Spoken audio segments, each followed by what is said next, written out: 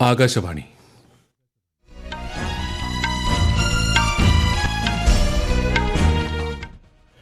നമസ്കാരം. വാർത്തകൾ വായിക്കുന്നത് സുധീൻ സൈനുദ്ദീൻ.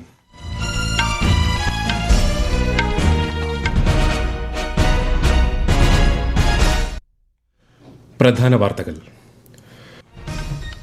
കാർഷിക മൃഗസംരക്ഷണ മേഖലകളുടെ ഉത്തേജനം ലക്ഷ്യമിട്ട് 23,300 കോടി രൂപയുടെ സംരംഭങ്ങൾക്ക് പ്രധാനമന്ത്രി നരേന്ദ്രമോദി മഹാരാഷ്ട്രയിൽ തുടക്കം കുറിച്ചു.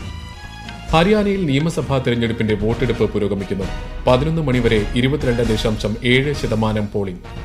കേരളത്തെ ലോക വൈജ്ഞാനിക ശൃംഖലയുടെ ഭാഗമാക്കുകയാണ് സംസ്ഥാന സർക്കാരിന്റെ ലക്ഷ്യമെന്ന് മുഖ്യമന്ത്രി പിണറായി വിജയൻ.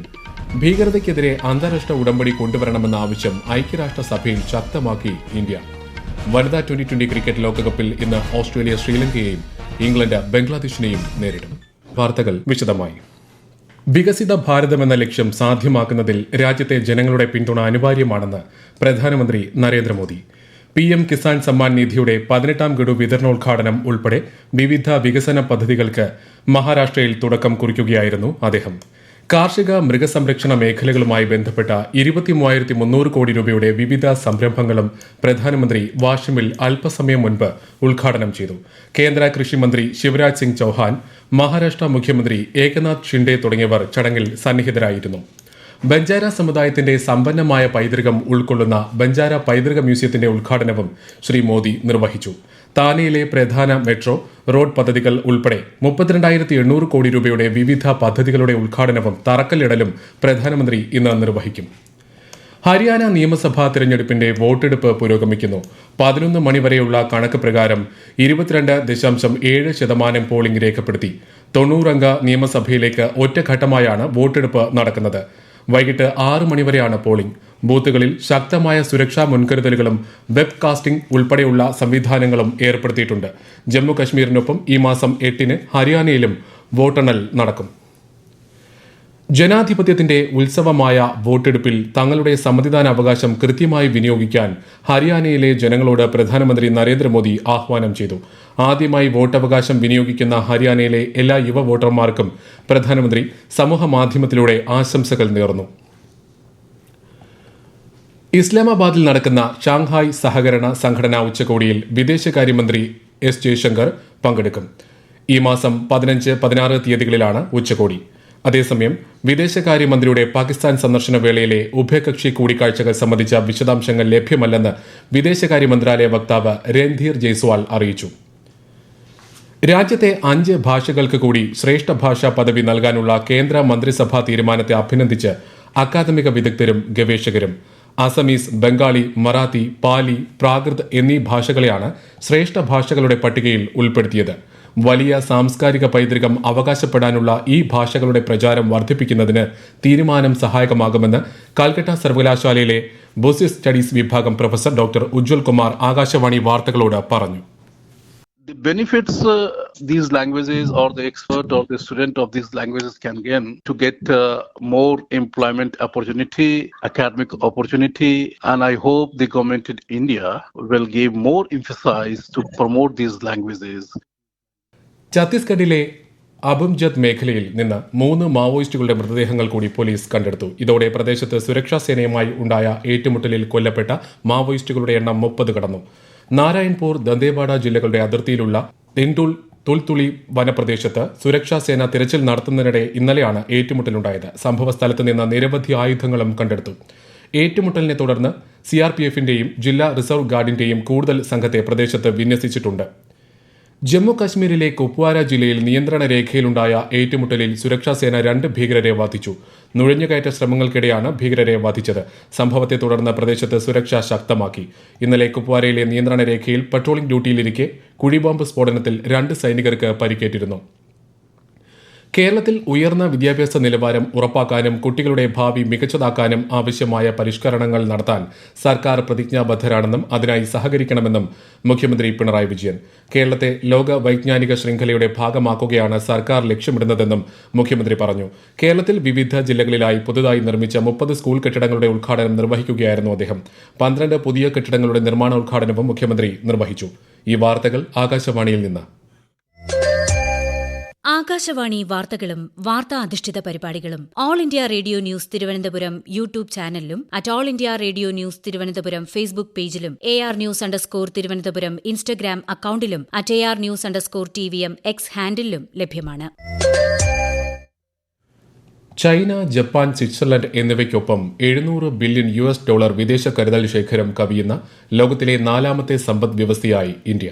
സെപ്റ്റംബർ 27 അവസാനിച്ച ആഴ്ചയിൽ ഇന്ത്യയുടെ വിദേശ നാണ്യ കരുതൽ ശേഖരം $12.588 ബില്യൺ ഉയർന്ന് $704.885 ബില്യൺ ഇന്ത്യയുടെ സ്വർണ്ണശേഖരത്തിന്റെ മൂല്യം $2.184 ബില്യൺ ഉയർന്ന് $65.796 ബില്യൺ ഡോളറിലുമെത്തി. വനിതാ ട്വന്റി ക്രിക്കറ്റ് ലോകകപ്പിൽ ഇന്ന് 2 മത്സരങ്ങൾ. വൈകിട്ട് 3:30 നടക്കുന്ന ആദ്യ മത്സരത്തിൽ ഓസ്ട്രേലിയ ശ്രീലങ്കയെ നേരിടും. രാത്രി 7:30 ഇംഗ്ലണ്ട് ബംഗ്ലാദേശുമായി ഏറ്റുമുട്ടും. ഇന്നലെ നടന്ന മത്സരത്തിൽ ഇന്ത്യ ന്യൂസിലൻഡിനോട് 58 റൺസിന് പരാജയപ്പെട്ടിരുന്നു. ISL ഫുട്ബോളിലും ഇന്ന് 2 മത്സരങ്ങൾ. വൈകുന്നേരം 5-ന് ജംഷഡ്പൂരിൽ നടക്കുന്ന ആദ്യ മത്സരത്തിൽ ജംഷഡ്പൂർ FC ഈസ്റ്റ് ബംഗാൾ FCയെ നേരിടും.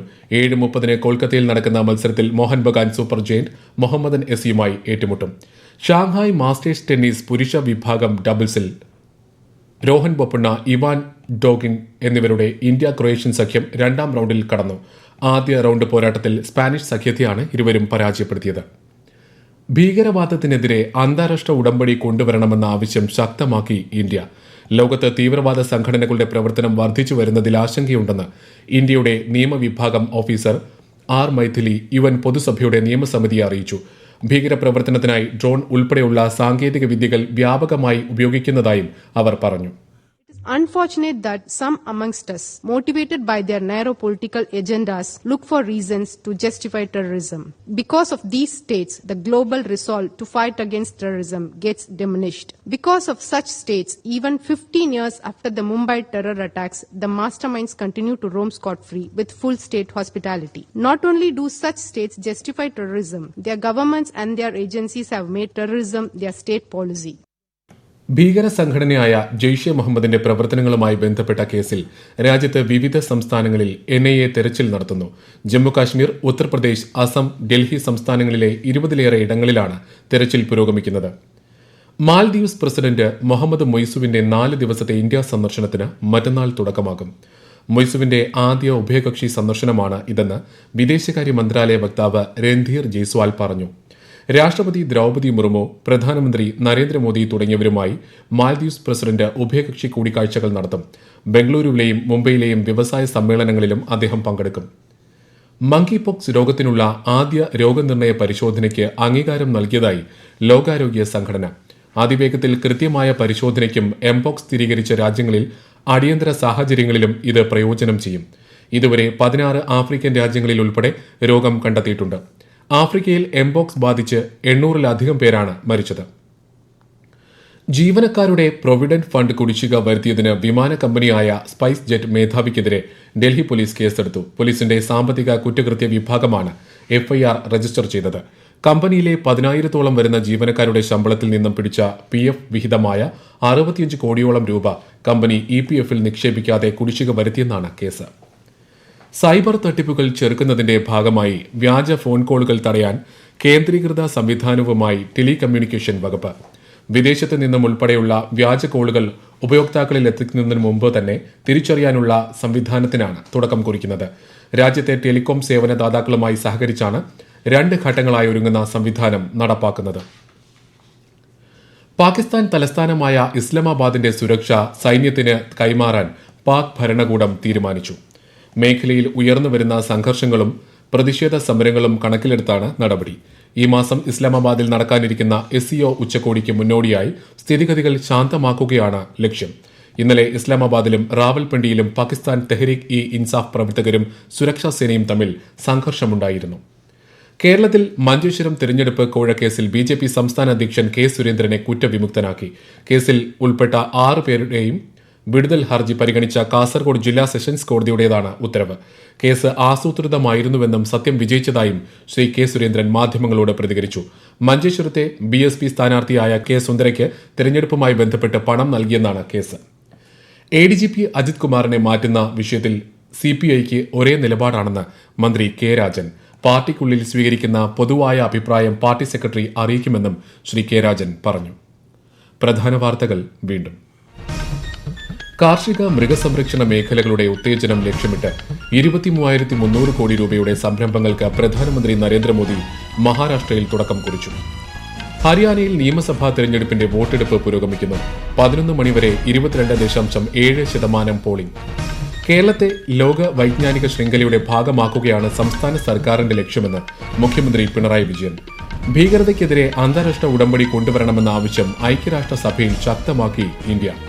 വനിതാ ട്വന്റി ക്രിക്കറ്റ് ലോകകപ്പിൽ ഇന്ന് ഓസ്ട്രേലിയ ശ്രീലങ്കയെയും ഇംഗ്ലണ്ട് ബംഗ്ലാദേശിനെയും നേരിടും.